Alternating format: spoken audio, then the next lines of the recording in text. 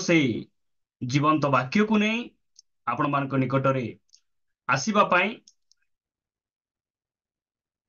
परमेश्वर यही सुंदर सुजोग मते देइछंती सेतिपाई मु प्रभु को हृदय सहित धन्यवाद दूची एवं आपण माने मते मने रखिचंती प्रथम थर किछि दिन तळे आपण मान निकटरे आपण मानकर जूम फेलोशिप रे मु आसी वाक्य देइथिली आउ आपण माने मते मने रखिचंती एवं आपण मानकु मध्य मु मने रखिची जेहेतु परमेश्वर परस्पर आमानकु बढ़िबारे आत्मिक जीवन रे ताहांकर गौरवमय आगमन निमंते प्रस्तुत हेबारे से आमानकु सहाय्य करूचंती प्रभुଙ୍କ नामर गौरव हो एवं सिंह भाई मु तांकु धन्यवाद दिए जे नम्रता सहित से मते स्वागत करिसंती एई प्रकार सम्मान गौरव पाइबार आम पाखे कौन सी योग्यता नहीं यह सब परमेश्वर अनुग्रह आ दया अटे जे ताहांकर सेवा करिबा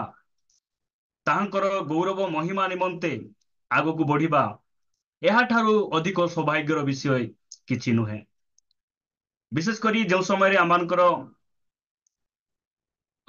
विमल ब्रदर से आराधना रे आमानकु कढे नउथिले से प्रथम रे कहले जे मो पाखरे कौन सी वाद्य यंत्र नहीं किंतु आसंतु आमे प्रभु को गौरव निमंते आमे आराधना करिबा मु प्रभु को धन्यवाद दिए हे पारे आम पाखरे वाद्य यंत्र नहीं कीबोर्ड नहीं म्यूजिक सिस्टम नहीं मात्र प्रभु को धन्यवाद देबा पाई आम पाखरे प्रभु गोटे भल हृदय देइचंती गोटे भल मन देइचंती आउ तांकर आराधना करिबा समय रे मु प्रभुଙ୍କର उपस्थिति को अनुभव करूथिली जे परमेश्वर आम समस्त को से कौन करिसंती तांकर वाक्य निमंते से आमको कौन करिसंती प्रस्तुत करिसंती विशेष बहुत धन्यवाद दूची एही काल्वरी चर्च प्रे टावर रो फाउंडर जेते भी कर्मकर्ता अछंती उपस्थित समस्त को जो माने आम सहित जूम जगे जड़ित होइचंती पुनर्बार आपण समस्त को आमानकर उद्धारकर्ता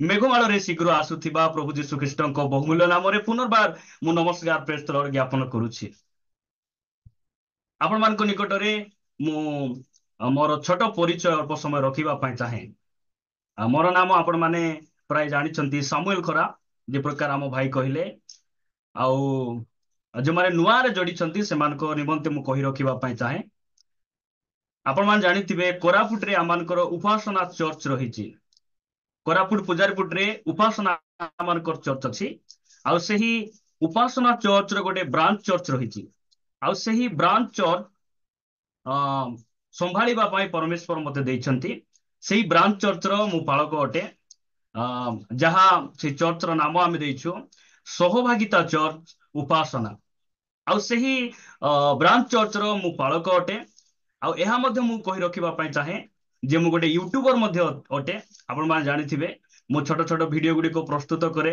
यूट्यूब रे मु अपलोड करे एवं आम चर्च रे मध्ये जो वाक्य गुडी को आमे प्रचार करू आमे ताकू रेकॉर्ड करिके आमे यूट्यूब रे आमे कोन करू अपलोड करू जेपरि कि जो भाई भणी माने दूर दूरांतर अछंती आमे चाहिले सुधा से स्थान को जाई पारि न थांतु से माने जेपरि परमेश्वर वाक्य को सुनी पारबे एही उद्देश्य रे आमे कोन करूछु जे ऑनलाइन सेवा कार्य करूछु प्रभु का नाम रो गौरव हो आसंतो आमे सीधा सड़क परमेश्वर वाक्य निकट को जीवा आपण मान को निकट रे मु आज विशेष करी आमे काल्वरी चर्च प्रेयर टावर फेलोशिप रे आसीछु आमे आज आपण मान को निकट रे मु काल्वरी विषय रे किछि कथा कहिबा पाई चाहे जे वास्तव रे काल्वरी एक किपरि स्थान आज रो प्रसंग आपण मान लेखि परिबे काल्वरी किपरि स्थान अटे एहा आमे ख्रीष्ट विश्वासी भावरे निहाती जानी रखिबा आवश्यक रहिछि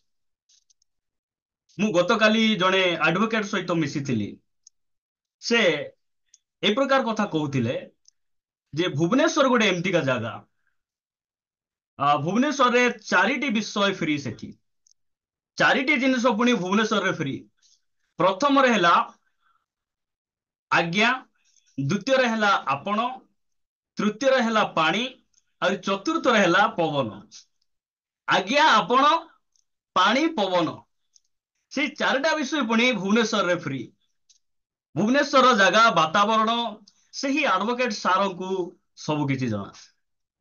ଯଦି ତାମିଲନାଡୁ କଥା ଆପଣ ପଚାରିବେ, ମୁଁ କିଛି ଦିନ ତଳେ ଆମର ଟିମ୍ ସହିତ ଆମେ ତାମିଲନାଡୁକୁ ଯାଇଥିଲୁ। ସେହି ଏରିଆ କେମିତି ବୋଲି କହିଲେ ଜାଣୁ ଆମେ, କାରଣ ସେହି ସ୍ଥାନକୁ ଆମେ ଯାଇଛୁ। ଆମେ ସେହି ସ୍ଥାନରେ ସେମାନେ ଖଟା ବହୁତ ପସନ୍ଦ କରନ୍ତି। ସେ ଏରିଆଟା ବହୁତ ଗରମ। ଆଉ ଏହା ମଧ୍ୟ ମୁଁ ଅନୁଭବ କରୁଥିଲି ଯେଉଁ ସମୟରେ ମୁଁ ତାମିଲନାଡୁକୁ ଯାଇଥିଲି, ଯେ ପ୍ରଭୁ ଯୀଶୁ ଖ୍ରୀଷ୍ଟଙ୍କର ମନୋନୀତ ଶିଷ୍ୟ ଯେ ଭାରତକୁ ସୁସମାଚାର ଆଣିଥିଲେ ଥମା, ସେହି ଏରିଆରେ ସେ କଣ କରିଥିଲେ, ସେ ଚାଲିଥିଲେ, ବୁଲିଥିଲେ, ଲୋକମାନଙ୍କୁ ସେ ସୁସମାଚାର ପ୍ରଚାର କରିଥିଲେ। ଏଇ ପ୍ରକାର ଅନେକ କଥା ଆମେ ଜାଣୁ, ଯେ ଦେଓମାଳି ପର୍ବତ କେମିତିକା ଜାଗା, ଗୋଟେ କଟକ ଗୋଟେ କେମିତିକା ଜାଗା, ଏଇ ସବୁ ବିଷୟ ଆମେ ଜାଣିଛୁ। ଆମେ ମାତ୍ର ଆଜି ଆମେ ଅଳ୍ପ ସମୟ କଥାବାର୍ତ୍ତା ହେବା ଯେ କାଲବରୀ ଏକ କିପରି ସ୍ଥାନ ଅଟେ।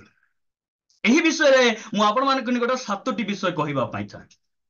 କାରଣ ଏ ଯୋଉ କାଲବରୀ ଶବ୍ଦଟି ବା କାଲବରୀ ୱାର୍ଡଟି 7 ଲେଟରରେ ତିଆରି ହେଇଛି। ଆଉ ଏହି 7 ଲେଟରରେ ମୁଁ 7ଟି ପଏଣ୍ଟ ଆପଣମାନଙ୍କ ନିକଟରେ ଅଳ୍ପ ସମୟ ରଖିବା ପାଇଁ ଚାହେଁ। ପ୍ରିୟ ପ୍ରଭୁଙ୍କ ଲୋକମାନେ, ଅନେକେ କହନ୍ତି ଯେ କାଲବରୀ ଶବ୍ଦ ତ ବାଇବେଲରେ ନାହିଁ। ଏହା ଅନ୍ୟ ଅନେକ ପ୍ରଶ୍ନ କରନ୍ତି। କାଲବରୀ ଶବ୍ଦ ବାଇବେଲରେ ନାହିଁ, ଠିକ ଅଛି, ଓଡ଼ିଆରେ ନାହିଁ, ହିନ୍ଦୀରେ ନାହିଁ, ଇଂଲିଶରେ ନାହିଁ, କିନ୍ତୁ ସ୍ୱର୍ଗର ପରମେଶ୍ୱର ଯେଉଁ ସମୟରେ ସେ ବାଇବେଲକୁ ଲେଖିଲେ, ଆମ ଭାଷାରେ ସେ ଲେଖିଲେ ନାହିଁ। ପୁରାତନ ନିୟମ ହିବ୍ରୁ ଭାଷାରେ ସେ ଲେଖିଲେ, ଆଉ ନୂତନ ନିୟମକୁ ସେ ଗ୍ରୀକ ଭାଷାରେ ସେ ଲେଖିଲେ। ଓଡ଼ିଆରେ କାଲବରୀ ଶବ୍ଦ ନାହିଁ। ବାଇବଲରେ ଏହି କାଲବରୀ ଶବ୍ଦ ଥରେ ବ୍ୟବହାର କରାଯାଇଛି। ଲୁକ 23:33ରେ ପଢିବା ଆବଶ୍ୟକ ନାହିଁ। ମୁଁ ଆପଣମାନେ ଯେ ଏଇଟା ସବୁ ଜାଣିନାହାନ୍ତି ସେଥିପାଇଁ ମୁଁ କହୁଛି ତାହା ନୁହେଁ। ମୁଁ ଏହି କାଲବରୀ ଚର୍ଚ୍ଚ ଫେଲୋସିପରେ ବସିବା ସମୟରେ ଅଳ୍ପ ସମୟ କିଛି ରିମାଇଣ୍ଡ କଲା ପରେ ମୁଁ ଆପଣମାନଙ୍କୁ ଆଗକୁ ନେବା ପାଇଁ ଚାହେଁ ଯେ ଏହି କାଲବରୀ ଶବ୍ଦ ଗ୍ରୀକ ଶବ୍ଦରୁ ଆସିଛି। କାରଣ ଗ୍ରୀକ ଆଉ ହିବ୍ରୁରେ ଯେତେବେଳେ ବାକ୍ୟ ଲେଖାଗଲା, ପ୍ରଥମରେ ଲାଟିନରେ ଅନୁବାଦ କରାଗଲା। କାଲବରୀ ଏକ ଲାଟିନ ଶବ୍ଦ ଅଟେ।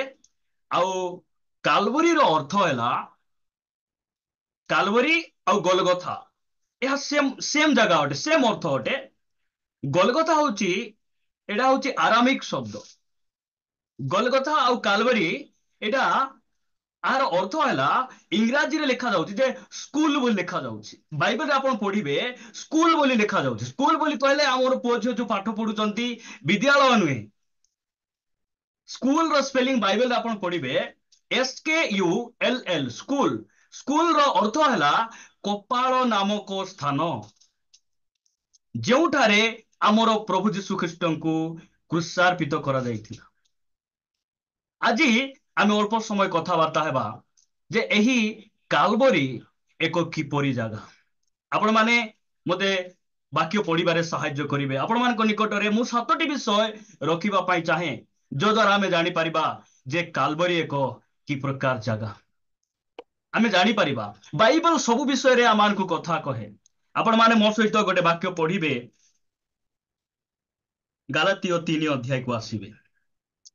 ଗାଲାତୀୟ 3 ଅଧ୍ୟାୟ ଆପଣମାନେ ପଢିବେ 14 ପଦ ପଢନ୍ତୁ। ଏଥିପାଇଁ ଖ୍ରୀଷ୍ଟ ଆମ୍ଭମାନଙ୍କ ନିମନ୍ତେ ଅଭିଶପ୍ତ ହୋଇ ବ୍ୟବସ୍ଥାର ଅଭିଶାପରୁ ଆମ୍ଭମାନଙ୍କୁ ମୂଲ୍ୟ ଦେଇ ମୁକ୍ତ କଲେ। କାରଣ ଲେଖା ଅଛି, ଯେ କେହି ଖୁଣ୍ଟରେ ଟଙ୍ଗା ଯାଏ ସେ ଅଭିଶପ୍ତ। ଦେଖନ୍ତୁ, କାଲବରୀ ଏକ ଏ ପ୍ରକାର ଜାଗା। ପ୍ରଥମରେ ଆମେ ଏହା ଜାଣି ରଖିବା, କାଲବରୀ ହଉଛି ଗୋଟେ ଅଭିଶପ୍ତର ଜାଗା। ଏଇଟାକୁ ଆମେ ଭୁଲିବା ଉଚିତ ନୁହେଁ। କାଲବରୀ କିପରି ଜାଗା? ଗୋଟେ ଅଭିଶପ୍ତର ଜାଗା, ଯୋଉଠି କି ଆମ ଉପରେ ପୂର୍ବ ପୁରୁଷର ଯେଉଁ ଅଭିଶାପ ଥିଲା, ଆମର ପ୍ରଭୁ ଯୀଶୁ ଖ୍ରୀଷ୍ଟ ଆମ ନିମନ୍ତେ ସେ ଖୁଣ୍ଟରେ ଟଙ୍ଗା ଯାଇ ସେ ଅଭିଶପ୍ତ ହେଲେ। ଆଉ ଆମର ସବୁ ଅଭିଶାପରୁ ସେ ଆମକୁ କଣ କଲେ? ମୁକ୍ତ କଲେ।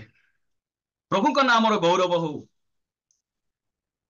ମୋର ଗୋଟେ ଏ ପ୍ରକାର ସମୟ ଥିଲା, ଲୋକମାନେ ମତେ ବହୁତ ଅଭିଶାପ ଦେଲେ। ସାମୁଏଲ, ତତେ ଖାଇବା ପାଇଁ ମିଳିବ ନାହିଁ। ମାତ୍ର ପରମେଶ୍ୱର ମତେ କହିଲେ, ସାମୁଏଲ ତୁଇ ସେମାନଙ୍କର କଥା ଶୁଣୁ ନାହିଁ, ମୁଇଁ ତତେ କହୁଛି तोते खाइबा को न मिलवा कथा नहीं, तू अन्य मानकु खाइबा पाई देबू।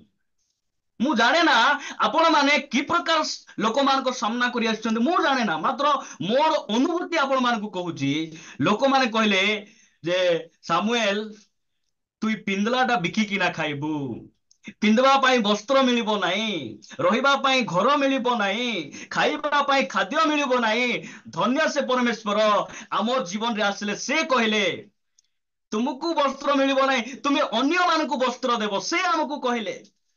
ताहांको नामर गौरव हो। आज अनेकों जीवन रे से अभिशाप गुंछि नाही। अभिशाप जानिछंती, अभिशाप जेतेबेले लोक मानक ऊपर काम करे रोग मध्य आसे। गोटे रोग है अभिशाप रोग, आउ गोटे रोग है आशीर्वाद रोग। आपण माने भाबुथिबे भाई कि प्रकार कथा आपण कहउचंती, रोग कोन आशीर्वाद आने कि? आपण पाउल को पचारबे, से कहिबे पाउल आज्ञा आपण को रुमाल तो लोक मान को ऊपर पकाइले लोक मान सुस्थ ही जाउतिले, मात्र आपण को रोग केमती छाड़ू नाही। से कहिबे ए रोग अछि बोली आज मु प्रभुर पाखरे अछि, ए रोग अछि बोली मु आज आत्मिक जीवन रे बढ़ुछि, ए रोग अछि बोली मो ठार गर्व पळाइला, मु नम्र हेली। प्रिय भाई भणी माने आज अनेकों जीवन रे से अभिशाप रही। जेते रोजगार कले मध्य टंका पैसा घरे रहिबो नाही, जेते बड़ घर थिबो तांको परिवार अशांति भर्ती हेकिना थिबो। एई प्रकार परिस्थिति देई आमे आसला बेले प्रभु यीशु ख्रीष्ट आम निमंते से कालवरी रे से कोन हेले, अभिशप्त हेले, आ आमको से अभिशाप रु मुक्त कले। प्रभु का नाम गौरव हो। आपण माने जानिचंती गणना पुस्तक 22 अध्याय कथा, मोयाबर राजा बालाक जेतेबेले इस्राएल लोक मान को देखुची, से कौन ही जाउची, भयभीत ही जाउची, से डरी जाउची। मु आपण मान को से वाक्य पढ़िबा पई कहिबी, आपण माने पढ़िबे गणना पुस्तक 22 अध्याय को आसन।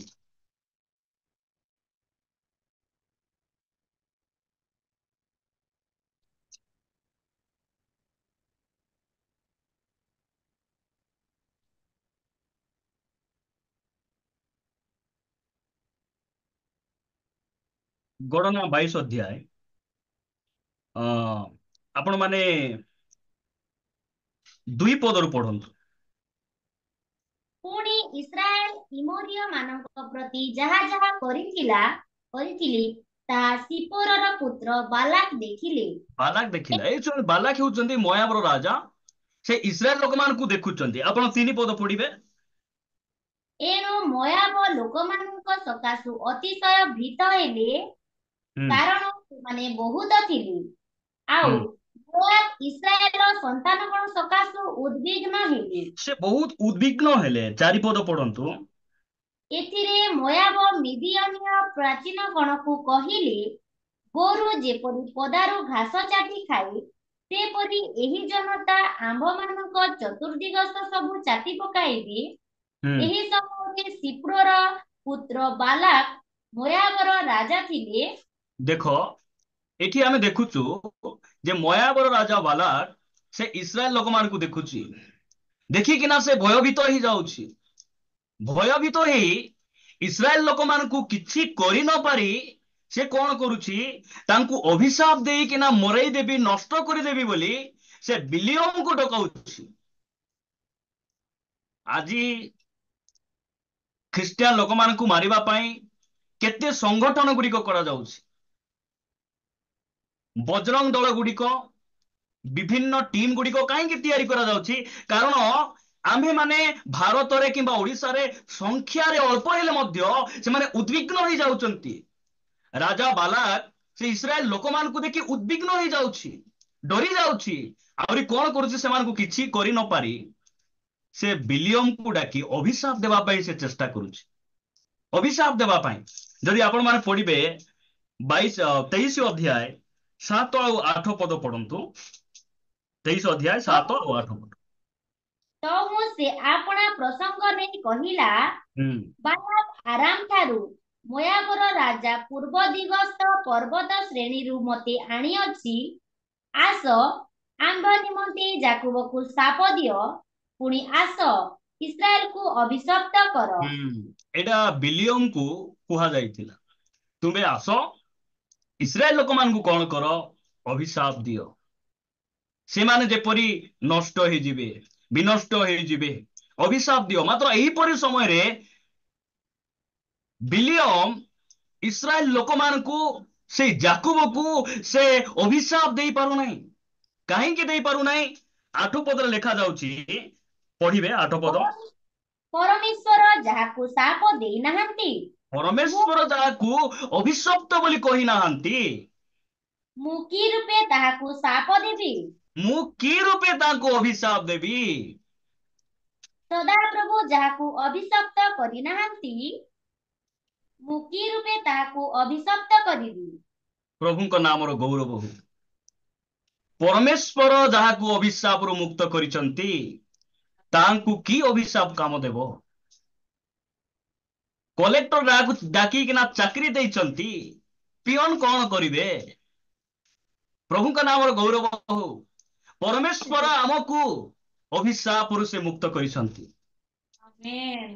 ଲୋକମାନେ ଆମକୁ ଦେଖି ଜଳୁଛନ୍ତି ଜଳିଲେ କିଛି ହେବ ନାହିଁ ଜଳିକିନା ପଡିଯିବା ଛଡା ଆଉ କିଛି ନାହିଁ କାରଣ ପରମେଶ୍ୱର ସେ ବାସ୍ତବ ଅଟନ୍ତି ସେ ଜୀବିତ ପ୍ରଭୁ ଅଟନ୍ତି Yes. ତାହାଙ୍କ ନାମର ଗୌରବ ହଉ ଆମକୁ ସେ ଅଭିଶାପରୁ ମୁକ୍ତ କଲେ ଯେଉଁ ସମୟରେ ଆପଣମାନେ କାଲବରୀ ଚର୍ଚ୍ଚ ଫେଲୋସିପରେ ଆସିବେ ଗୋଟେ କଥା ମନେ ରଖିବେ ପ୍ରଭୁ ତୁମେ ମତେ ଅଭିଶାପରୁ ମୁକ୍ତ କଲ ନହେଲେ ଆଜି Amen. ମୋର ଦରିଦ୍ର ଅବସ୍ଥା ଯାଇନଥାନ୍ତା ଆଜି ମୋର ପୁଅ ଝିଅ ଅବାଟରେ ଥାନ୍ତେ ଆଜି ମୋ ସ୍ତ୍ରୀ ମୋ ବିରୋଧରେ ଉଠିଥାନ୍ତା ଆଜି ମୋ ପରିବାର ମାହୋଲ ଏହିପରି ନଥାନ୍ତା ପ୍ରଭୁ ଆଜି ଯଦି ମୁଁ କିଛି ଘରେ ନଥିଲେ ବି ଆନନ୍ଦରେ ଅଛି ଖୁସିରେ ଅଛି ପ୍ରଭୁ ଏହାର ଗୋଟେ କାରଣ ତୁମେ ମତେ ଅଭିଶାପରୁ ମୁକ୍ତ କରିଛ Amen. ତାହାଙ୍କ ନାମର ଗୌରବ ହଉ ଯେଉଁ ଭାଇ ଭଉଣୀ ମାନେ ମତେ ଶୁଣୁଛନ୍ତି ମୁଁ ଆପଣମାନଙ୍କୁ କହିବା ପାଇଁ ଚାହେଁ ଆପଣ ଅଭିଶାପରୁ ଯଦି ମୁକ୍ତ ହେଇନାହାନ୍ତି ଆଜି ଆପଣ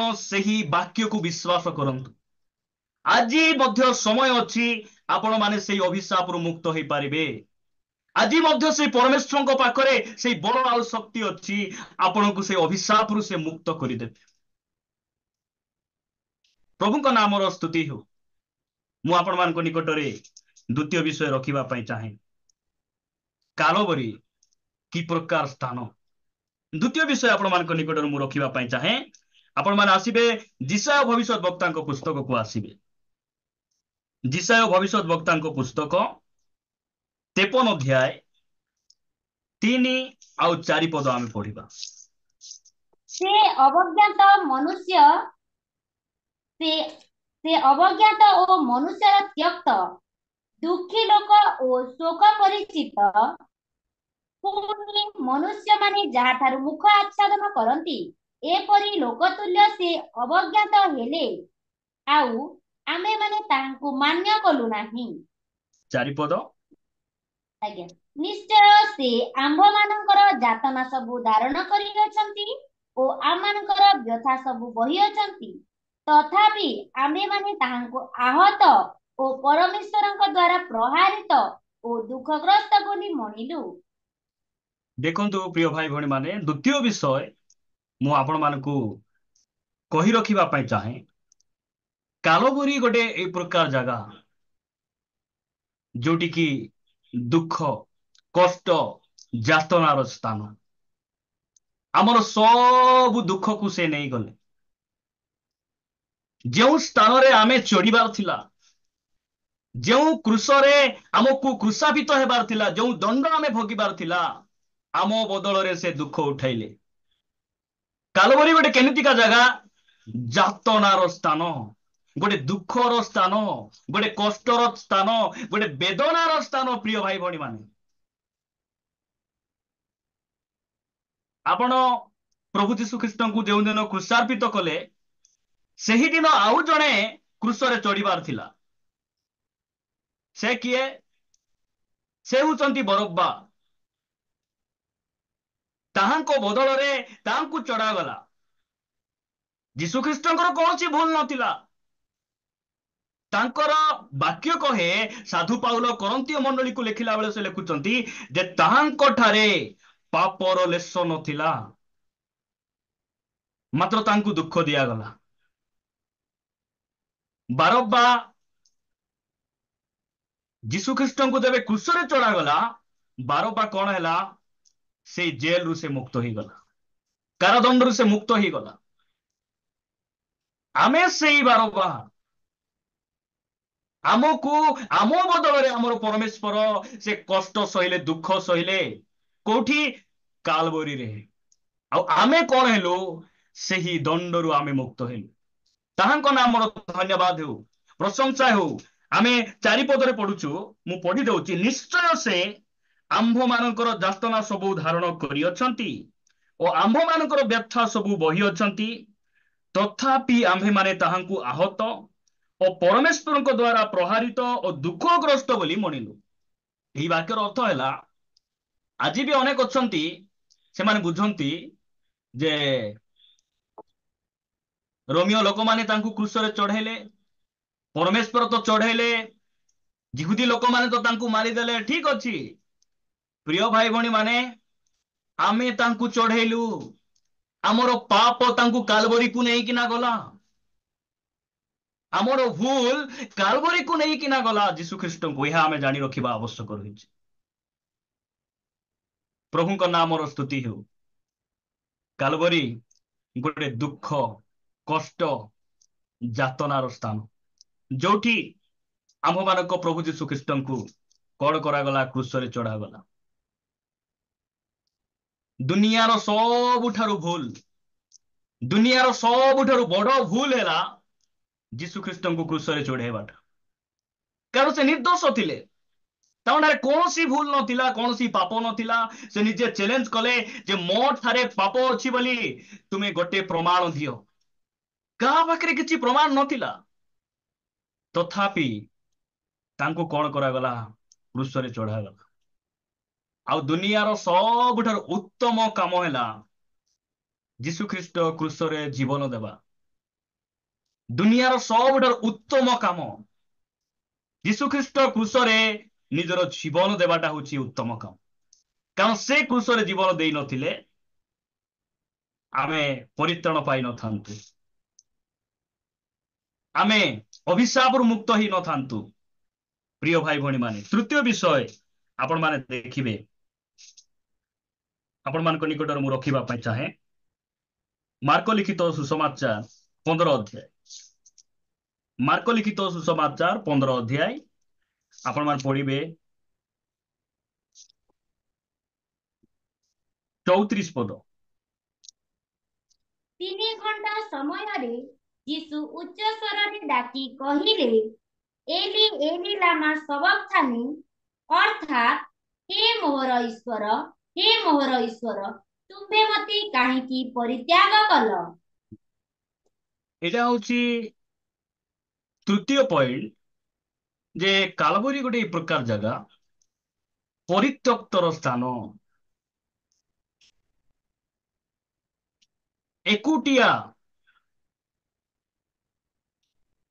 একলা রহিবার স্থান।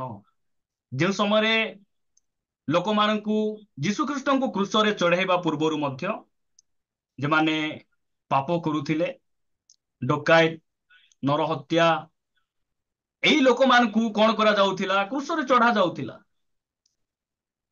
କ୍ରୁଶରେ ଚଢେଇ ଦେଇ ଲୋକମାନେ ପଳେଇ ଆସୁଥିଲେ। ସେଠି ଏକଲା ରହି କଣ କରିବା ପାଇଁ ପଡୁଥିଲା? ଦୁଃଖ, ଯାତନା, ସମସ୍ୟା ସହି ଏକୁଟିଆ ରହିବାର ସ୍ଥାନ। ଯୀଶୁଖ୍ରୀଷ୍ଟ କ୍ରୁଶ ଉପରେ ଯେଉଁ 7ଟି ବାଣୀ କହିଲେ, ସେଇ 7ଟି ବାଣୀ ମଧ୍ୟରୁ ଗୋଟେ ବାଣୀ ହେଲା, ଏଲି ଏଲି ଲାମା ସାବକ୍ତାନି, ହେ ମୋହର ଈଶ୍ୱର, ହେ ମୋହର ଈଶ୍ୱର, କାହିଁକି ମତେ ପରିତ୍ୟାଗ କଲ?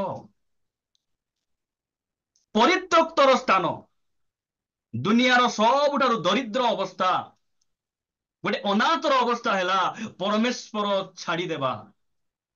ଆପଣା ପୁତ୍ର, ସେ ଯାହାଙ୍କୁ ସ୍ନେହ କରନ୍ତି, ଅଦ୍ୱିତୀୟ ପୁତ୍ର ଯେ ପ୍ରଭୁ ଯୀଶୁଖ୍ରୀଷ୍ଟଙ୍କୁ ସେ କଣ କଲେ? ପରିତ୍ୟାଗ କଲେ। କାହିଁକି ପରିତ୍ୟାଗ କଲେ? ଜାଣନ୍ତି ପ୍ରିୟ ଭାଇ ଭଉଣୀ ମାନେ, କାରଣ ସେ ଆମର ପାପକୁ ଆପଣା ଉପରକୁ ସେ ନେଲେ। ସେଥିପାଇଁ ପରମେଶ୍ୱର ପ୍ରଭୁ ଯୀଶୁ ଖ୍ରୀଷ୍ଟଙ୍କୁ ସେ କଣ କଲେ? ପରିତ୍ୟାଗ କଲେ। କିନ୍ତୁ ଆମେ ଭାବୁଛୁ କଣ? ପ୍ରଭୁ ମୋ ସହିତ ଅଛନ୍ତି, ମୁଁ ସିନେମା ହଲକୁ ଗଲେ ମଧ୍ୟ ସେଠି ଅଛନ୍ତି, ମୁଁ ବିଡି ଝିକିଲେ ମଧ୍ୟ ଅଛନ୍ତି, ମୁଁ ମଦ ପିଇଲେ ମଧ୍ୟ ମୋର ସହିତ ଅଛନ୍ତି।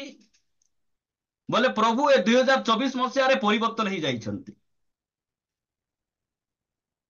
ଯଦି ପାପକୁ ଏତେ ପରମେଶ୍ୱର ଘୃଣା କରୁଛନ୍ତି, ଆଜି ମଧ୍ୟ ଆମକୁ ସେ ପରିତ୍ୟାଗ କରିବେ ଯେବେ ଆମେ ପାପରେ ଜୀବନ ଯାପନ କରିବା।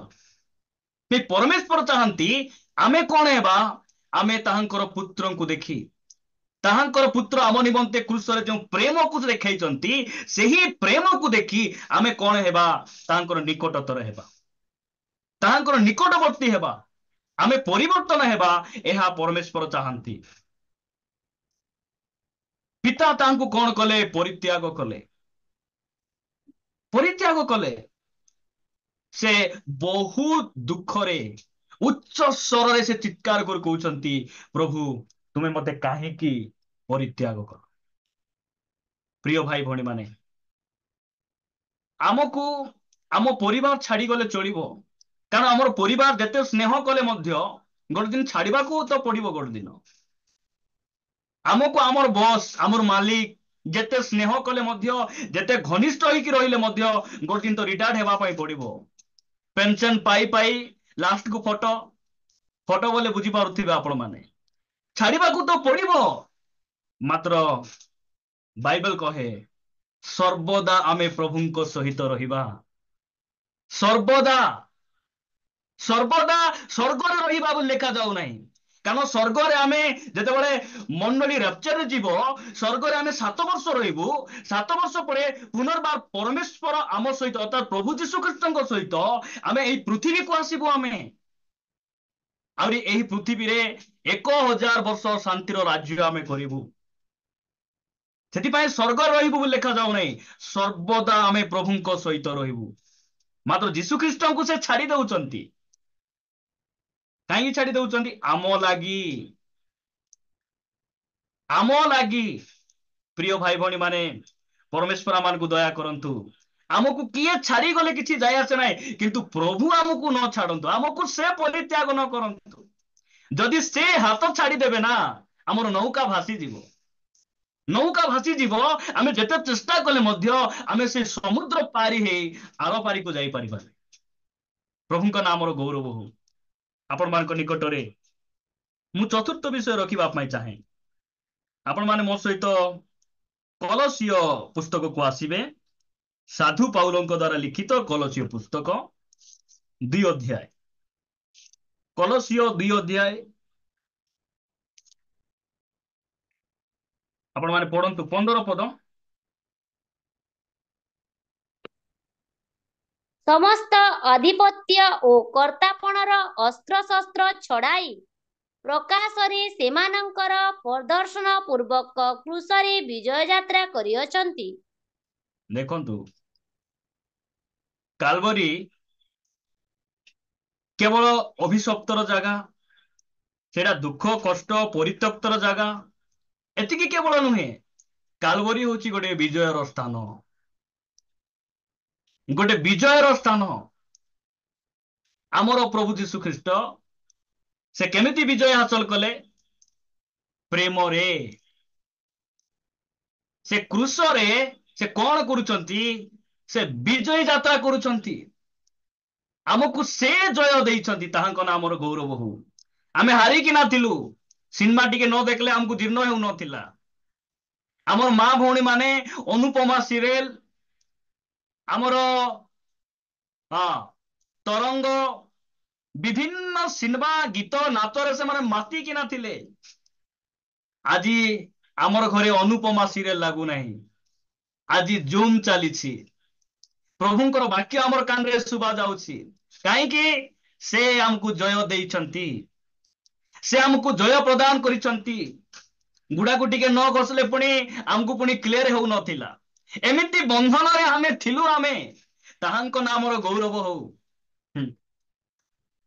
ଦିନେ ତୁରୁକ ଆଜ୍ଞା କହୁଥିଲେ କେହି ଜଣେ ତାଙ୍କର ସାକ୍ଷାତ ହେଲା ପରେ ତାଙ୍କୁ ସେ କହୁଥିଲେ, ଆଜ୍ଞା ମୁଁ ସକାଳେ ଯଦି ମୁଁ ଟିକେ ବାଇବେଲ ନ ପଢିଲେ ମୁଁ ଟିଫିନ ଖାଏ ନାହିଁ, କିନ୍ତୁ ଟିଫିନ ଖାଏ, ବାଇବେଲ ପଢିଲା ପରେ ମୁଁ ଟିଫିନ ଖାଇବି, ତାପରେ ପାନ ମଧ୍ୟ ଚୁବାଇବି।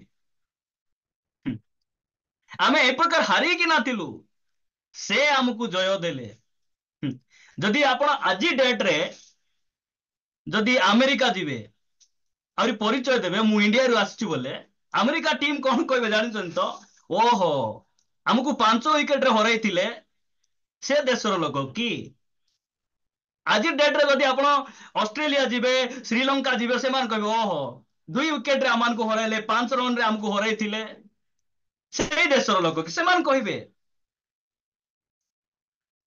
ଆଜି ଶୈତାନ ଆମକୁ ଦେଖିକିନା କହୁଛି ଓହୋ ସିଏ ଯୋଉ ପ୍ରଭୁ ଯୀଶୁ ଖ୍ରୀଷ୍ଟ ସେ କ୍ରୁଶରେ ବିଜୟ ଯାତ୍ରା କରିଥିଲେ, ସେଇ ଲୋକର ଦଳର ଲୋକ ଏମାନେ ଅଟନ୍ତି, ଆମକୁ ସେ ଚିହ୍ନୁଛି, ସିଏ ଆମେ ବିଜୟ ପାଇଥିବା ଦଳର ଲୋକ ଅଠୁ। ବିଜୟ ପାଇଁ ଆମେ ଲଢୁନୁ, ଆମେ ଅଲରେଡି ବିଜୟ ପାଇଛୁ, ଏଇଟା ମନେ ରଖିବାର ଆବଶ୍ୟକ ରହିଛି। କାଲବରୀ ଏକ ବିଜୟର ସ୍ଥାନ ଅଟେ। ଭାଇକୁ ଭାଇ ବୋଲି ଆମେ ଚିହ୍ନି ପାରୁନଥିଲୁ, ସ୍ତ୍ରୀକୁ ସ୍ତ୍ରୀ ପରି ଆମେ ବ୍ୟବହାର କରିପାରୁନଥିଲୁ, ସେ ଆମକୁ ଜୟ ଦେଲେ। ତାଙ୍କ ନାମର ଗୌରବ ହଉ। ପ୍ରିୟ ଭାଇ ଭଉଣୀ ମାନେ, ଆମେ ଆଜି ଲୋକ ଆମକୁ କେତେ ନୀଚ ଦୃଷ୍ଟିରେ ଦେଖୁଛନ୍ତି, ଅଶିକ୍ଷିତ, ଅପାଠୁଆ, ନୀଚ ଜାତି, ଛୋଟ ଜାତି, ଆପଣ ଯାହା କହିଲେ ବି ଆମେ ବିଜୟୀ ଲୋକ, ଆମେ ଜିତିଥିବା ଲୋକ, ଆମେ ଅଲରେଡି ଜିତିଛୁ। କାରଣ ପ୍ରଭୁ ଯୀଶୁ ଖ୍ରୀଷ୍ଟ କହନ୍ତି, କଣ ବୋଲି କହନ୍ତି? ଯୋହନ ଲିଖିତ ସୁସମାଚାର 16 ଅଧ୍ୟାୟ 33 ପଦ ପଢନ୍ତୁ।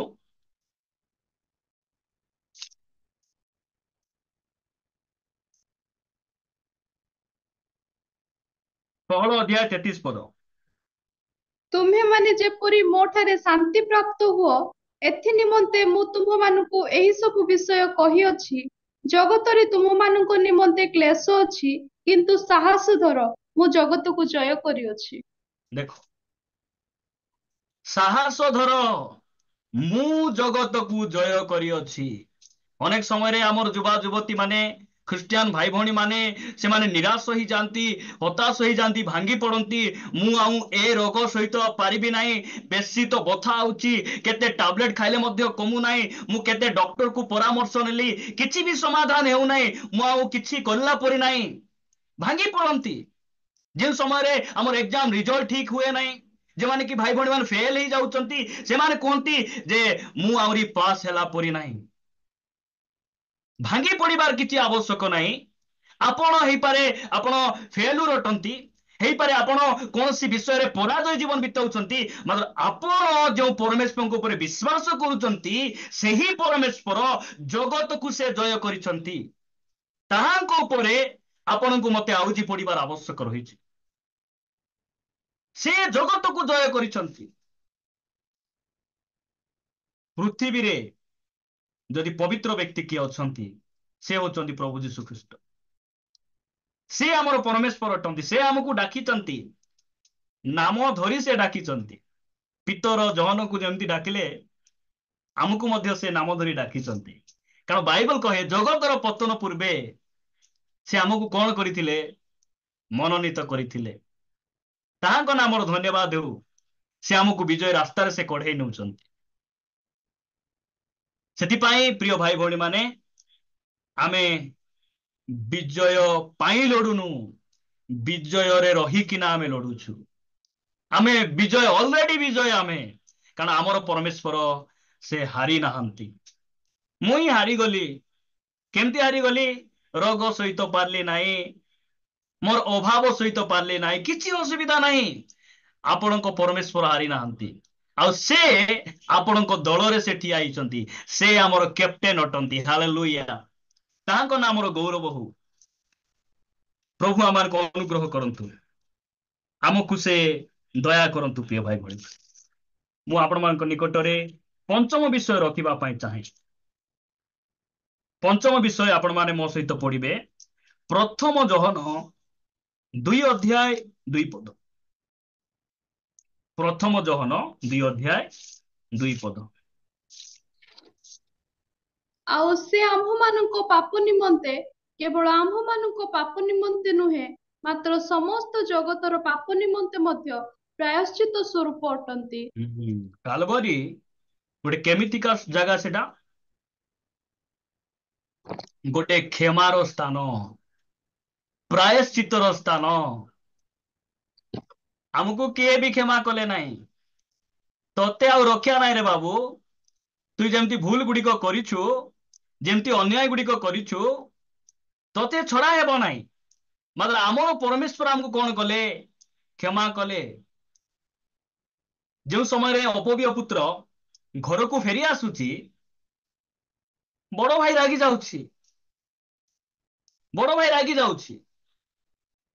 ମୁଇଁ ଛୋଟରୁ ଆଜି ପର୍ଯ୍ୟନ୍ତ ଗୋଲାମ ପରି ଖଟି ଆସୁଛି, ମୋ ପାଇଁ ଗୋଟେ ଛେଳି ଛୁଆ ମଧ୍ୟ କେବେ ମାରିନ। ମାତ୍ର ତୁମର ପୁତ୍ର କେତେ ଟଙ୍କା ନେଇ ଉଡେଇଲା, କେତେ ପାପ କଲା, ତା ଲାଗି ଏତେ ବଡ ଭୋଜି କରିଛ।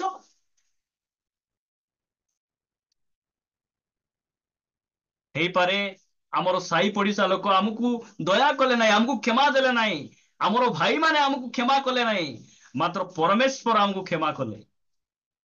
ସେ ଆମକୁ କ୍ଷମା କଲେ। କାଲବରୀ ଗୋଟେ କେମିତି ଜାଗା? ଗୋଟେ କ୍ଷମାର ସ୍ଥାନ, ପ୍ରାୟଶ୍ଚିତର ସ୍ଥାନ। ଖ୍ରୀଷ୍ଟିଆନର ଗୋଟେ ଉତ୍ତମ କ୍ୱାଲିଟି, ଆମେ ପରସ୍ପରକୁ କ୍ଷମା ଦେବା। ପ୍ରଭୁ ଯୀଶୁ ଖ୍ରୀଷ୍ଟ ଯେଉଁ ସମୟରେ ତାଙ୍କୁ କ୍ରୁଶରେ ଚଢାଗଲା, ସେ କ୍ରୁଶରେ ପ୍ରଥମ କାମ କଣ କଲେ? ପ୍ରଥମରେ ସେ କ୍ଷମା କଲେ। ବାକ୍ୟ କହେ, ହେ ପିତା, ଏମାନଙ୍କୁ କ୍ଷମା କର, କାରଣ ଏମାନେ କଣ କରୁଅଛନ୍ତି ତାହା ସେମାନେ ଜାଣନ୍ତି ନାହିଁ। ପ୍ରଭୁ ଯୀଶୁ ଖ୍ରୀଷ୍ଟ ପ୍ରଥମରେ ସେ କଣ କଲେ? କ୍ଷମା କଲେ। ଆଜି ଦେଖିବେ ପରସ୍ପର କ୍ଷମା ଦିଆ ଦେଇ ନାହିଁ, ମାତ୍ର ପ୍ରଭୁ ଭୋଜ ନେବା ପାଇଁ ବସିଥିବେ ସେମାନେ। ବହୁ ଶାଶୁକୁ କ୍ଷମା ନାହିଁ, ମାତ୍ର ଆରାଧନା କରିବାରେ, ନାଚିବାରେ, ତାଙ୍କର ତାଳି ମାରିବାରେ ଦେଖିବେ ସତେ ଗାବ୍ରିଏଲ ଦୂତ ପରି ଦେଖା ଯାଉଥିବେ ସେମାନେ। ଆପଣମାନେ ପଢିବେ ଗୋଟେ ବାକ୍ୟ, ମାଥ୍ୟୁ 6 ଅଧ୍ୟାୟ 14 ପଦ ପଢନ୍ତୁ।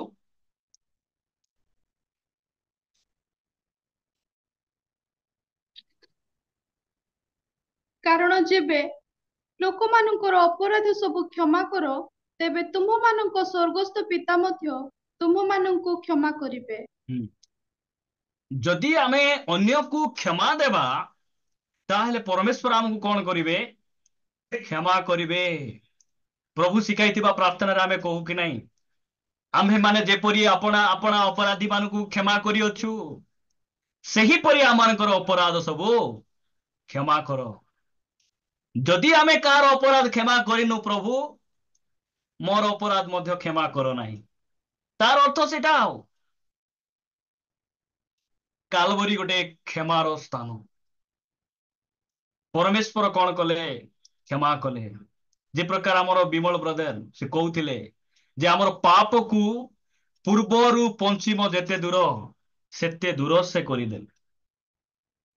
ଆମକୁ ସେ କ୍ଷମା ଦେଲେ। ମାତ୍ର ଆଜି ଖ୍ରୀଷ୍ଟିଆନ ସମାଜରେ କ୍ଷମା ନାହିଁ। ମୁଁ କ୍ଷମା ଦେବି, ମୁଁ ପ୍ରଥମରେ କ୍ଷମା ଦେବି।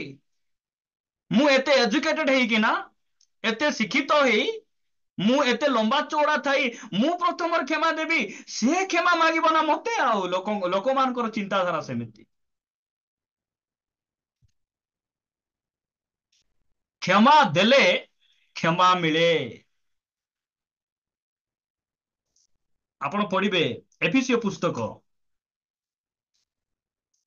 ସରି ଏଫିସିଓ ନାହିଁ, କଲସିଓ ପୁସ୍ତକ, କଲସିଓ ପୁସ୍ତକ, କଲସିଓ 3 ଅଧ୍ୟାୟ 13 ପଦ। ପରସ୍ପର ପ୍ରତି ସହନଶୀଳ ହୁଅ, ଆଉ ଯଦି କାହାରି ବିରୁଦ୍ଧରେ କୌଣସି କଥା ଥାଏ, ତେବେ ଏକକୁ ଆରେକ କ୍ଷମା କର। ପ୍ରଭୁ ଯେପରି ତୁମମାନଙ୍କୁ କ୍ଷମା କରିଅଛନ୍ତି, ତୁମେମାନେ ମଧ୍ୟ ସେହିପରି କର। ସେହିପରି କର। ବାକ୍ୟ କେତେ ସ୍ପଷ୍ଟ ଭାବରେ ଆମମାନଙ୍କୁ କହେ ଯେ ଆମେ କଣ କରିବା? ପରସ୍ପରକୁ କ୍ଷମା କରିବା। ଆପଣ ଦେଖିବେ ଅନେକ ସମୟରେ କଣ ହୁଏ, ଆଉ ଯଦି କିଏ କୂଅରେ ପାଣି ଆଣିବା ପାଇଁ ଯଦି ଜଣେ ଭଉଣୀ ଥିବେ, ଆଉ ଜଣେ ଭଉଣୀ ସେଠି ଯିବେ ନାହିଁ। ଭଉଣୀ କାହିଁକି ଆପଣ ପାଣି ଆଣିବା ପାଇଁ ଯାଉନାହାନ୍ତି? ନାଇଁ ନାଇଁ ନାଇଁ, ସେ ଆମର ସେଠି ଆମର ସୁଶାନ୍ତି ଅଛନ୍ତି ତ ସେଥିପାଇଁ ମୁଁ ଯାଉନାହିଁ। କଣ ହେଲା? ସେ ଥିଲେ କଣ ସେ କୂଅକୁ କଣ ମୁହଁ ବନ୍ଦ କରି ଦଉଛନ୍ତି କି? ନାଇଁ, ବନ୍ଦ କରୁନାହାନ୍ତି ଯେ ସେ ଯାଉନାହାନ୍ତି। ଗୋଟେ ଚର୍ଚ୍ଚରେ ଯାଉଥିବେ, ସେ ଚର୍ଚ୍ଚ ମାନେ ମଧ୍ୟ ଦୁଇଟା ଲାଗା ରାସ୍ତା ଥିବ। ଆରାଧନା ସରିଲା ମାନେ ଜଣେ ଭଉଣୀ ସେପଟେ ବାହାରିବେ, ଆଉ ଗୋଟେ ଭଉଣୀ ସେପଟେ ବାହାରିବେ। ହାତ ମିଶାଇବାର ନାହିଁ, ପରସ୍ପର ମିଶିବାର ନାହିଁ। ଆପଣ ମାଥ୍ୟୁ 6 ଅଧ୍ୟାୟ ପଢିବେ, ସେଠି ଲେଖା ଯାଉଛି, ସରି 5 ଅଧ୍ୟାୟରେ 5 ଅଧ୍ୟାୟ 23 ପଢିବା ଦରକାର ନାହିଁ। ସେଠି ଲେଖା ଯାଉଛି ଯେତେବେଳେ ଆମେ ବେଦୀ ନିକଟକୁ ଆପଣର ନୈବେଦ୍ୟକୁ ଆମେ ନେଇକିନା ଯିବା, ଯଦି କାହାର ବିରୁଦ୍ଧରେ କିଛି କଥା ଅଛି ବୋଲି ମନେ ପଡେ, ବାକ୍ୟ କହେ ସେଇ ସ୍ଥାନରେ ତୁମର ନୈବେଦ୍ୟକୁ ଥୋଇ ଦେଇ ଆଗେ ତୁମର ବନ୍ଧୁ ସହିତ, ଯାହା ସହିତ ତୁମର ଭଲ ସମ୍ପର୍କ ନାହିଁ, ତା ସହିତ ପ୍ରଥମରେ ମିଶିବ, ତାପରେ ତୁମର ବେଦୀ, ତୁମର ନୈବେଦ୍ୟ ତୁମେ କଣ କରିବ? ଉତ୍ସର୍ଗ କରିବ। ପ୍ରିୟ ଭାଇ ଭଉଣୀ ମାନେ, ପରମେଶ୍ୱର ମାନଙ୍କୁ ଦୟା କରନ୍ତୁ। ପ୍ରଭୁ ଯୀଶୁ ଖ୍ରୀଷ୍ଟ ଆମକୁ କ୍ଷମା ଦେବାଟା ସେ ଶିଖାଇଛନ୍ତି। 1919 ମସିହା ଜାନୁଆରୀ 22 ତାରିଖ ଦିନ ଅଷ୍ଟ୍ରେଲିଆର ମିଶନାରୀ ଗ୍ରାମ ଷ୍ଟେନ୍ସ ଏବଂ ତାଙ୍କର ଦୁଇଟି ପୁତ୍ର ଫିଲିପ ଆହୁରି ତିମୋଥି, ତାଙ୍କୁ କଣ କରାଗଲା? ଜିପ୍ ଭିତରେ ରାତି 12 ଘଣ୍ଟା ସମୟରେ ବଜରଙ୍ଗ ଦଳର କିଛି ଲୋକମାନେ ତାଙ୍କୁ ପେଟ୍ରୋଲ ଜାଳିକିନା ପୁଡ଼େଇ ଦେଲେ। ପେଟ୍ରୋଲ ଢାଳି ନିଆଁରେ ଜାଳି ତାଙ୍କୁ ପୁଡ଼ି ଦେଲେ। ସେହି ସମୟରେ ଗ୍ରାମ ଷ୍ଟେନ୍ ଚିତ୍କାର କରି ତାଙ୍କୁ କହିଲେ, ମୋର ଦୁଇଟି ପୁଅକୁ ହେଲେ ଛାଡ଼ି ଦିଅ। ମାତ୍ର ସେମାନେ ଶୁଣିଲେ ନାହିଁ। ତାଙ୍କୁ ଜୀବନରେ ପୋଡ଼ି ଦେଲା ପରେ ତାଙ୍କର ସ୍ତ୍ରୀ ଗ୍ଲେଡିସ୍ ଷ୍ଟେନ୍ଙ୍କୁ ପ୍ରଶାସନ ପକ୍ଷରୁ ପଚରାଗଲା, ଆପଣଙ୍କର ସ୍ୱାମୀକୁ ଆଉ ଦୁଇଟି ପୁତ୍ରକୁ ଯେଉଁମାନେ ନିଆଁରେ ଜାଳିଦେଲେ, ଆମେ ସେମାନଙ୍କୁ କେଉଁ ପନିଶମେଣ୍ଟ ଦେବୁ, କେଉଁ ଦଣ୍ଡ ଦେବୁ ବୋଲି ଆପଣ ଭାବୁଛନ୍ତି ବୋଲି ପଚାରିଲାରୁ ତାଙ୍କର ସ୍ତ୍ରୀ କଣ କହିଲେ? ସେ କହିଲେ, ମୋର ପ୍ରଭୁ କ୍ଷମା ଦେବାଟା ଶିଖାଇଛନ୍ତି। ମୁଁ ମଧ୍ୟ ସେମାନଙ୍କୁ କ୍ଷମା କରୁଛି। ମୁଁ ଯୋଉ ପ୍ରଭୁକୁ ଜାଣିଛି, ମୋର ପ୍ରାର୍ଥନା ସେମାନେ ମଧ୍ୟ ଯୀଶୁଙ୍କୁ ଜାଣନ୍ତୁ, ମୋର ପରମେଶ୍ୱରଙ୍କୁ ଜାଣନ୍ତୁ। କାଲବରୀ ଏକ କ୍ଷମାର ସ୍ଥାନ। এই କାଲବରୀ ଚର୍ଚ୍ଚ ପ୍ରେ ଟାୱାର ଫେଲୋସିପରେ ଆସିଲା ବେଳେ ଏହି କଥାକୁ ଆମେ ମନେ ରଖିବା ଯେ ପରମେଶ୍ୱର ଆମକୁ କେତେ ପ୍ରେମ କରିଛନ୍ତି। ମତେ এই ପରମେଶ୍ୱର এই ବାକ୍ୟ ମନରେ ଦେଲେ ଯେ ଏଇଟା କହିବାକୁ ପଡିବ। ସେଥିପାଇଁ ମୁଁ ଏଇ ବାକ୍ୟ ଆପଣମାନଙ୍କ ନିକଟରେ ମୁଁ ରଖୁଛି। ପ୍ରଭୁଙ୍କ ନାମର ଗୌରବ ହଉ। ସେଥିପାଇଁ ଆମେ କଣ କରିବା? ଆମେ କ୍ଷମା ଦେବା। ଆଜି ସମୟ ଅଛି, କହିଦିଅନ୍ତି, ସରି ବୋଲି କହିଦିଅନ୍ତୁ। ସରି ବୋଲେ ହେଇଗଲା। ଆଉ ତୋରକୁ ଆଜ୍ଞା କହିବେ, ଡକ୍ଟର ଯଦି ସରି ବୋଲେ ପେସେଣ୍ଟ ଖତମ। ଆଉ ଯଦି ଆମେ ଯଦି ଭାଇକୁ ଭଉଣୀ ଆମେ ଯଦି କହିବୁ ସରି ବୋଲେ ଆମର ପାପ ଖତମ। ସେଥିପାଇଁ ଆମେ କଣ କରିବା? ସରି। ପ୍ରଭୁ ଆମକୁ କ୍ଷମା କରିଦେଲେ। ଯେଉଁମାନେ ତାଙ୍କ କ୍ରୁଶରେ ଚଢେଇଥିଲେ ସେମାନଙ୍କୁ ସେ କହିଦେଲେ, ପ୍ରଭୁ ତୁମେ ଏମାନଙ୍କୁ କ୍ଷମା କର, କଣ କରୁଅଛନ୍ତି ଏମାନଙ୍କୁ ଜଣାନି। ଧନ୍ୟ ସେ ପରମେଶ୍ୱର, ଆମର କେତେ ଅଗଣିତ ପାପକୁ ସେ କଣ କରିଦେଲେ? କ୍ଷମା କରିଦେଲେ। ଆଜି ସମୟ ଅଛି ଟିକେ ତରକାରୀ ନେଇ ଦେଇକିନା ମିଶି ଯିବାର, ଟିଫିନ ଟିକେ ମାଗି ଦେଇକିନା ମିଶି ଯିବାର, କୋଲ୍ଡ ଡ୍ରିଙ୍କସ ଟିକେ ମାଗି ଦିଅନ୍ତୁ। ଥଣ୍ଡା ଦିନ କୋଲ୍ଡ ଡ୍ରିଙ୍କସ ଟିକେ ଜାଗ୍ରତରେ ଦେବାର, ନହେଲେ ସେଇଟା ଧନ୍ଦା ନେଇକି। ଆମର କେତେ ଭାଇ ଭଉଣୀ ମାନେ ନେଇକି ଜୁମ ର ଅନ୍ୟ ନାଁ ହେଲା ଝୁମ୍, ମାନେ ସେମାନେ ଝୁମନ୍ତି କିନ୍ତୁ ଆପଣ ମାନେ ଝୁମୁ ନାହାନ୍ତି। ମୁଁ ବିଶ୍ୱାସ କରେ ଆମର ଯେଉଁ ସହଭାଗିତାରେ ଅନଲାଇନ ଫେଲୋସିପରେ ଯେଉଁମାନେ ଅଛନ୍ତି ସେମାନେ ଝୁମୁ ନାହାନ୍ତି। ଆମେ ତ ଜାଣିପାରୁନୁ, ଭିଡିଓ ଗୁଡିକ ବନ୍ଦ କରିଛନ୍ତି, କିନ୍ତୁ ବାକ୍ୟ ଶୁଣିବା ସମୟରେ ଝୁମ୍ବାର ନାହିଁ। ହଁ, ପ୍ରଭୁଙ୍କ ନାମର ଗୌରବ ହଉ। ଆସନ୍ତୁ ଆମେ ପଞ୍ଚମ ପଏଣ୍ଟ ନିକଟକୁ ଯିବା। ଆପଣ ମାନେ ପଢିବେ ଏଫେସୀୟ ପୁସ୍ତକ 1 ଅଧ୍ୟାୟ, ଏଫେସୀୟ 1 ଅଧ୍ୟାୟ 7 ପଦ। ତାହାଙ୍କ ଅନୁଗ୍ରହ ରୂପ ନିଧି ଅନୁସାରେ ଆମ୍ଭେମାନେ ସେହି ପ୍ରିୟତମଙ୍କ ଠାରେ ତାହାଙ୍କ ରକ୍ତ ଦ୍ୱାରା ମୁକ୍ତି ଅର୍ଥାତ୍ ଅପରାଧ ସବୁରୁ କ୍ଷମା ପ୍ରାପ୍ତ ହୋଇଅଛୁ। ଦେଖ କାଲବରୀ କିପରି ଜାଗା, ସେଟା ହଉଛି ଗୋଟେ ମୁକ୍ତିର ଜାଗା, ଗୋଟେ ପରିତ୍ରାଣର ସ୍ଥାନ। ସେଇଟା କାଲବରୀ ଗୋଟେ ପରିତ୍ରାଣର ସ୍ଥାନ। ପ୍ରିୟ ଭାଇ ଭଉଣୀ ମାନେ, ପ୍ରଭୁଙ୍କ ନାମର ଗୌରବ ହଉ। ଅନେକ ସମୟରେ ଲୋକମାନେ ଏହା ସେମାନେ କହନ୍ତି, କଣ କହନ୍ତି? ଯୀଶୁ ଖ୍ରୀଷ୍ଟ କ୍ରୁଶରେ ସେ କଣ କଲେ? ଆମର ପାପ ନିମନ୍ତେ ସେ ମୃତ୍ୟୁବରଣ କଲେ, ଆମର ପାପକୁ ସେ କ୍ଷମା କଲେ, ଆମର ପାପକୁ ସେ କ୍ଷମା କରିବା ପାଇଁ ଆସିଥିଲେ। ଠିକ ଅଛି, ମାତ୍ର କେବଳ ଏତିକି ନୁହେଁ, ଆମକୁ ସେ କଣ କଲେ? ପାପରୁ ପରିତ୍ରାଣ ଦେଲେ, ପାପରୁ ଉଦ୍ଧାର ସେ କଲେ। ପାପ କ୍ଷମା ର ଅର୍ଥ ଅଲଗା, ଆହୁରି ପାପରୁ ପରିତ୍ରାଣର ଅର୍ଥ ଅଲଗା। ପାପ କ୍ଷମା ବୋଲି କହିଲେ, ଉଦାହରଣ ସ୍ୱରୂପ ଯଦି ଆମର ସିଂ ବ୍ରଦରର ପୁଅ ସେ ସାଇକେଲ ଚଲାଉଛି, ଭାଇ କହୁଛନ୍ତି ପୁଅରେ ଦେଖିକି ଚଲା, ଗାତ ଅଛି ଦେଖିକି ଚଲା। ପୁଅ ଚଲାଉଛି ଚଲାଉଛି, ଶୁଣିଲା ନାହିଁ, କୋଉ କୋଉ ଗାତରେ ପଡିଗଲା। ଯଦି ସିଂ ବ୍ରଦର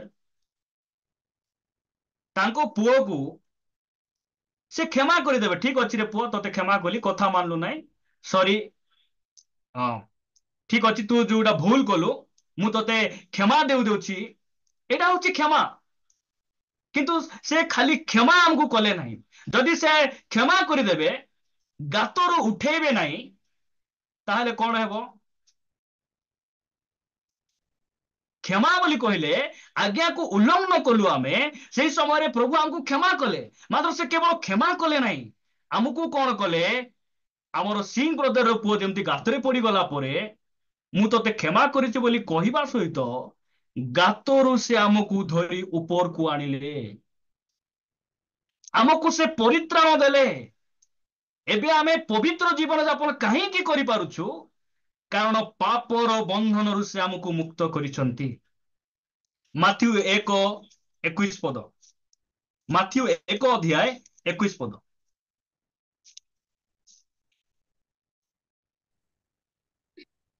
ସେ ପୁତ୍ର ପ୍ରସବ କରିବେ, ଆଉ ତୁମ୍ଭେ ତାହାଙ୍କ ନାମ ଯୀଶୁ ଦେବ, କାରଣ ଯୀଶୁ ସେ ଦେବ ଆପଣା ସେମାନଙ୍କ ସମସ୍ତ ପାପରୁ ପରିତ୍ରାଣ କରିବେ। ସମସ୍ତ ପାପରୁ ସେ କଣ କରିବେ? ପରିତ୍ରାଣ କରିବେ। କାଲବରୀ ଏପରି ଏକ ଜାଗା ଅଟେ, ପରିତ୍ରାଣର ଜାଗା। ସେ ସେଇ ସ୍ଥାନରେ ଆମର ପ୍ରଭୁ ଯୀଶୁ ଖ୍ରୀଷ୍ଟ ସେ କଣ କଲେ? ଆମର ପରିତ୍ରାଣ ନିମନ୍ତେ, ବନ୍ଧନ ମୁକ୍ତ ନିମନ୍ତେ ଆପଣା ଜୀବନକୁ ଦେଇ ସେ ଆମକୁ କଣ କଲେ? ପାପରୁ ପରିତ୍ରାଣ ଦେଲେ। ତାହାଙ୍କ ନାମର ଗୌରବ ହଉ। ସପ୍ତମ ବିଷୟ ଆଉ ଶେଷ ବିଷୟ ଆପଣମାନଙ୍କ ନିକଟରେ ମୁଁ ରଖିବା ପାଇଁ ଚାହେଁ।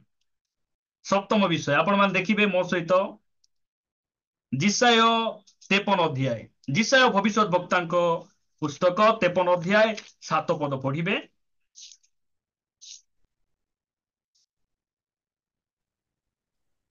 ସେ ଉପଦ୍ରବ ପ୍ରାପ୍ତ ହେଲେ, ତଥାପି ସେ ଆପଣାକୁ ନମ୍ର କରି ଆପଣା ମୁଖ ଫିଟାଇଲେ ନାହିଁ। ବଧୂ ସ୍ଥାନକୁ ନିଆଯିବା ମେଷଶାବକ ତୁଲ୍ୟ, ଲୋମ ଛେଦକ ମାନଙ୍କ ସମ୍ମୁଖରେ ନିରବୀ ମେଷ ତୁଲ୍ୟ ହୋଇ ସେ ଆପଣା ମୁଖ ଫିଟାଇଲେ ନାହିଁ। ଦେଖନ୍ତୁ କାଲବରୀ କି ପ୍ରକାର ସ୍ଥାନ? ସପ୍ତମରେ ଆମେ ଦେଖୁଛୁ କାଲବରୀ ହଉଛି ଗୋଟେ ସମର୍ପଣର ସ୍ଥାନ। କାଲବରୀ କେମିତିକା ସ୍ଥାନ? ସମର୍ପଣର ସ୍ଥାନ। ପ୍ରଭୁ ଯୀଶୁ ଖ୍ରୀଷ୍ଟ ସମର୍ପଣ ହେଲେ। ପ୍ରଭୁଙ୍କ ବାକ୍ୟ ପ୍ରମାଣେ ସେ କଣ କଲେ? ମେଷ ପରି ସେ ମୁଖ ଫିଟାଇଲେ ନାହିଁ, ସେ ସମର୍ପଣ ହେଇଗଲେ। ପ୍ରଭୁଙ୍କ ନାମର ଗୌରବ ହଉ। ତାଙ୍କର ଯେ କୌଣସି ଭୁଲ ଥିଲା ତାହା ନୁହେଁ, ଆମ ଲାଗି, ଆମର ଅପରାଧ ଲାଗି ସେ କଣ ହେଲେ? ଚୂର୍ଣ୍ଣ ହେଲେ। ସେ ନିଜକୁ ସେ କଣ କଲେ? ସମର୍ପଣ କଲେ। ଯଦି ଆପଣ ପଢିବେ ଲୁକ ଲିଖିତ ସୁସମାଚାର 23 ଅଧ୍ୟାୟ 46 ପଦରେ କଣ ଲେଖାଯାଏ? ଲୁକ ଲିଖିତ ସୁସମାଚାର 23 ଅଧ୍ୟାୟ 46 ପଦ ପଢନ୍ତୁ। ଆଉ ଯୀଶୁ ଉଚ୍ଚ ସ୍ୱରରେ ଡାକି କହିଲେ, ହେ ପିତା, ତୁମ ହସ୍ତରେ ମୁଁ ଆପଣାର ଆତ୍ମା ସମର୍ପଣ କରୁଅଛି। ଏହା କହି ସେ ପ୍ରାଣତ୍ୟାଗ କଲେ। ଏଟା ହଉଛି ସମର୍ପଣର ସ୍ଥାନ। ପ୍ରଭୁ ଯୀଶୁ ଖ୍ରୀଷ୍ଟ ସେ କଣ କଲେ? ନିଜର ଆତ୍ମାକୁ ପରମେଶ୍ୱରଙ୍କ ନିକଟରେ ସେ ସମର୍ପଣ କଲେ। କାରଣ ଆତ୍ମାର ସୁରକ୍ଷା କେବଳ ପରମେଶ୍ୱରଙ୍କ ନିକଟ ରହିଛି। ଆତ୍ମାର ସୁରକ୍ଷା ପୃଥିବୀର କୋଉଠି ନାହିଁ, କାହା ପାଖରେ ନାହିଁ। କେବଳ କେବଳ ଆମମାନଙ୍କ ପରମେଶ୍ୱରଙ୍କ ନିକଟରେ ଆମର ଆତ୍ମାର ସୁରକ୍ଷା ରହିଛି। ପ୍ରଭୁ ଯୀଶୁ ଖ୍ରୀଷ୍ଟ କଣ କଲେ? ନିଜର ଆତ୍ମାକୁ ପିତାଙ୍କ ହସ୍ତରେ ସେ ସମର୍ପଣ କଲେ। ଆଜି ଆମେ ଟିକେ ସମୀକ୍ଷା କରି ଦେଖିବା ଯେ ଆମେ କାହା ହସ୍ତରେ ଆମେ ସମର୍ପିତ ଅଟୁ। ଆଜି ବହୁତ ଲୋକ ଇଣ୍ଟରନେଟରେ ସମର୍ପଣ ହେଇଯାଇଛନ୍ତି। ବହୁତ ଲୋକ କୁ ଝିଅ ପଛରେ ସମର୍ପଣ ହେଇଗଲେ। ବହୁତ ଲୋକ କୁ ପୁଅ ପଛରେ ସମର୍ପଣ ହେଇଗଲେ। ମଦ ପିଇବା ନିମନ୍ତେ ନିଜକୁ ସମର୍ପଣ କରିଦେଲେ। ଜଗତ ନିମନ୍ତେ ନିଜକୁ ସମର୍ପଣ କରିଛନ୍ତି। ମାତ୍ର ପ୍ରଭୁ ଯୀଶୁ ଖ୍ରୀଷ୍ଟ ସେ ପରମେଶ୍ୱରଙ୍କ ନିକଟରେ ସମର୍ପିତ ହେଲେ। କାଲବରୀ ଏକ ସମର୍ପଣର ଜାଗା। ସେଇଦିନ ମୁଁ କହୁଥିଲି ନା, ଅପବ୍ୟ ପୁତ୍ର ସେ ଆସି ନିଜକୁ କଣ କଲା? ସମର୍ପିତ ହେଇଗଲା। ପିତା, ତୁମ ଦୃଷ୍ଟିରେ ଯାହା ମନ୍ଦ ତାହା ମୁଁ କରିଛି। ମୁଁ ତୁମର ପୁଅ ହେବାର ଯୋଗ୍ୟ ବି ନାହିଁ। ମତେ ତୁମର ଗୋଟେ ମୂଲ୍ୟା ପରି ରଖ। ସେହି ଦିନ ବାକ୍ୟ କହେ ଯେ ପରମେଶ୍ୱର ଅର୍ଥାତ୍ ତାଙ୍କର ପିତା ତାଙ୍କୁ ଆଲଙ୍ଗିନ କଲେ, ନୂଆ ବସ୍ତ୍ର ପିନ୍ଧାଇଲେ, ହାତରେ ମୁଦି ଦେଲେ, ପାଦରେ ପାଦୁକା ଦେଲେ। ଆଜି ମଧ୍ୟ ପରମେଶ୍ୱର ଆମକୁ ଅପେକ୍ଷା କରିଛନ୍ତି। ଆମର ପାପକୁ ମାନି ନେବା କି ଆମେ ସମର୍ପିତ ହେବା କି? ଆଜି ମଧ୍ୟ ପରମେଶ୍ୱର ଅପେକ୍ଷାରେ ଅଛନ୍ତି। ଯେଉଁ ଭାଇ ଭଉଣୀ ମାନେ ଆଜି ଯାଏ ସମର୍ପଣ ହେଇନାହାନ୍ତି, କାଲବରୀ ଏକ ସମର୍ପଣର ସ୍ଥାନ। ପ୍ରଥମ ପିତର 2 ଅଧ୍ୟାୟକୁ ଆସିବେ।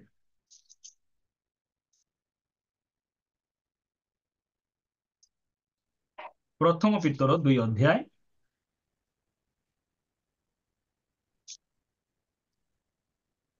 21 ପଦରୁ ପଢନ୍ତୁ। ଏଥି ନିମନ୍ତେ ହିଁ ତୁମ୍ଭେମାନେ ଆହତ ହୋଇଥିବ, କାରଣ ତୁମ୍ଭେମାନେ ଯେପରି ଖ୍ରୀଷ୍ଟଙ୍କର ପଦଚିହ୍ନ ଦେଇ ଗମନ କର, ଏଥିପାଇଁ ସେ ମଧ୍ୟ ତୁମମାନଙ୍କ ନିମନ୍ତେ ଦୁଃଖ ଭୋଗ କରି ତୁମମାନଙ୍କୁ ଗୋଟିଏ ଆଦର୍ଶ ଦେଖାଇ ଦେଇ ଯାଇଅଛନ୍ତି। 22 ପଦ। ସେ କୌଣସି ପାପ କଲେ ନାହିଁ, କିମ୍ବା ତାହାଙ୍କ ମୁଖରେ କୌଣସି ଛଳ କଥା ନଥିଲା। 23 ପଦ। ସେ ନିନ୍ଦା ପାଇବା ସମୟରେ ଫେରି ନିନ୍ଦା କଲେ ନାହିଁ, ଦୁଃଖ ଭୋଗ କରିବା ସମୟରେ ପ୍ରତିହିଂସା କରିବାକୁ ଭୟ ଦେଖାଇଲେ ନାହିଁ, କିନ୍ତୁ ନ୍ୟାୟ ବିଚାର କର୍ତ୍ତାଙ୍କ ହସ୍ତରେ ସମସ୍ତ ବିଷୟ ସମର୍ପଣ କଲେ। ସବୁ ବିଷୟ ସେ କଣ କଲେ? ସମର୍ପଣ କଲେ। ସେ ହେଉଛନ୍ତି ଆମର ଆଦର୍ଶ।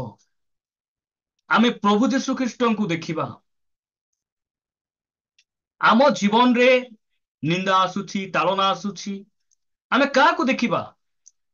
ଅନେକ ଭାଇ ଭଉଣୀ ମାନେ ଆଜି ଅଛନ୍ତି, ସେମାନେ ସରକାରକୁ ଦେଖନ୍ତି, ପ୍ରଶାସନକୁ ଦେଖନ୍ତି, ମାତ୍ର ସେମାନେ ଆମର ଆଦର୍ଶ ନୁହନ୍ତି। ପ୍ରଭୁ ଯୀଶୁ ଖ୍ରୀଷ୍ଟ ଆମର ଆଦର୍ଶ ଅଟନ୍ତି। ଆମେ ତାହାଙ୍କୁ ଦେଖିବା। ନିନ୍ଦା ପାଇବା ସମୟରେ ସେ ଫେରି କଣ କଲେ ନାହିଁ? ନିନ୍ଦା କଲେ ନାହିଁ। ସବୁ ବିଷୟ ନ୍ୟାୟ ବିଚାରକର୍ତ୍ତାଙ୍କ ହସ୍ତରେ ସେ ସମର୍ପଣ କଲେ। ପରମେଶ୍ୱର ଚାହାନ୍ତି ଆମେ ସମର୍ପିତ ହେବା। ସେହି ସମର୍ପଣର ସ୍ଥାନ କାଲବରୀ ଅଟେ। ଆଉ ସେହି ସ୍ଥାନରେ ପ୍ରଭୁ ଯୀଶୁ ଖ୍ରୀଷ୍ଟ ଆମ୍ଭ ନିମନ୍ତେ ସେ ଆଗରେ ଠିଆ ହେଲେ। ଆଗରେ ଠିଆ ହେଲେ, ଯାହା କହିବାର ଅଛି ମତେ କୁହ। ଯେତେ କଷ୍ଟ ଦେବାର ଅଛି, ଅପମାନ କରିବାର ଅଛି, ମୁହଁରେ ଛେପ ପକାଇବାର ଅଛି, ଚାପୁଡା ମାରିବାର ଅଛି, ଯାହା କରିବାର ଅଛି ମତେ କୁହ। ସେ ଆଗ ଲାଇନରେ ଠିଆ ହେଲେ। ଧନ୍ୟ ସେ ପରମେଶ୍ୱର। ସବୁ ବିଷୟ ସେ କଣ କଲେ? ବିଚାରକର୍ତ୍ତାଙ୍କ ହସ୍ତରେ ସେ ସମର୍ପଣ କଲେ। ସେଥିପାଇଁ ଆପଣ ମାନେ ପ୍ରତିଦିନ ଆମର କାଲବରୀ ଚର୍ଚ୍ଚ ପ୍ରେୟର ଟାୱାର ଫେଲୋସିପ ରହୁଛି। ଆପଣ ମାନେ ପ୍ରତିଦିନ ଜଡିତ ହଉଛନ୍ତି। ଆପଣ ଗୋଟେ କଥା ମନେ ରଖିବେ ଯେ କାଲବରୀରେ ପରମେଶ୍ୱର ଆମ ପାଇଁ କଣ କଣ କଲେ। ଅନେକ ବିଷୟ ରହିଛି। ଆପଣମାନଙ୍କ ନିକଟରେ ମୁଁ 7ଟି ବିଷୟ ରଖିଲି। ପ୍ରଭୁ ଏ ବାକ୍ୟ ଦେଇ ଆମ ସମସ୍ତଙ୍କୁ ପ୍ରଚୁର ଭାବରେ ଆଶୀର୍ବାଦ କରନ୍ତୁ।